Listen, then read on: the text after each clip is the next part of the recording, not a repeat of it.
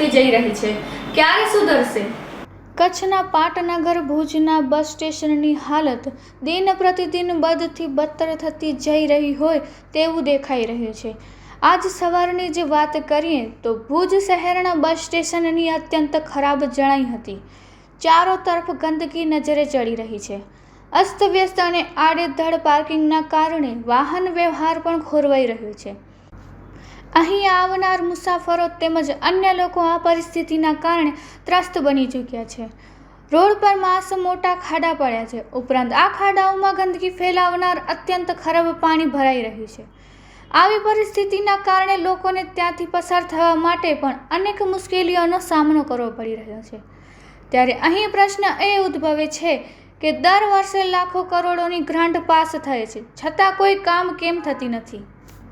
હંમેશા જાહેર જનતાને જ કેમ સફર કરવો પડી રહ્યો છે? શું આ પરિસ્થિતિ આમ જ હાલી આવશે કે કોઈ નિર્ણય આવશે પણ ખરું? સત્વરે અહીંની હાલત સુધારવામાં આવે એવી માંગ ઉઠી છે।